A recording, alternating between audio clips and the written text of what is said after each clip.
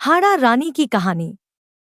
चुंडावत मांगी सैनानी सिर काट दे दियो क्षत्राणी। नमस्कार, मैं हूँ रविया, आपकी दोस्त, आपकी होस्ट अपनी अपनी कहानियाँ यूट्यूब चैनल पर हार्दिक स्वागत करती हूँ। आगे सुनिए वीर छात्रानी का इतिहास।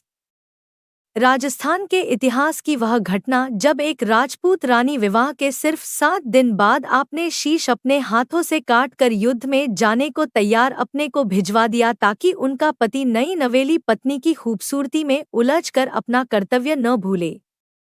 हाड़ी रानी, जिसने युद्ध में जाते अपने पति को निशानी मांगने पर अपना सिर काट कर भिजवा दिया था, यह रानी बूंदी के हाड़ा शासक की बेटी थी और उदयपुर, मेवाड़ के सलुम्बर ठिकाने के रावत लुणाजी चुंडावत की रानी थी, जिनकी शादी का गठजोड़ा खुलने से पहले ही उसके पति रावत चुंडावत को मेवाड़ के महाराणा राज सिंह 1653 से 1681 का औरंगजेब के खिलाफ मेवाड़ की रक्षार्थ युद्ध का फरमान मिला।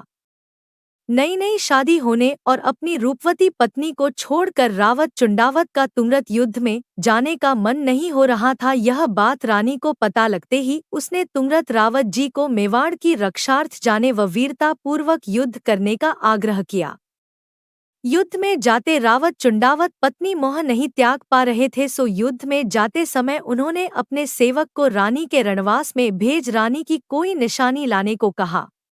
सेवक के निशानी मांगने पर रानी ने यह सोचकर कि कहीं उसके पति पत्नी मोह में युद्ध से विमुख न हो जाए या वीरता नहीं प्रदर्शित कर पाए, इसी आशंका के चलते इस वीर रानी ने अपना शीश काट कर ही निशानी के तौर पर भेज दिया ताकि उसका पति अब उसका मोह त्याग निर्भय होकर अपनी मातृभूमि के लिए युद्ध कर सके। और रावत चुंडावत ने अपनी पत्नी का कटा शीश गले में लटका औरंगजेब की सेना के साथ भयंकर युद्ध किया।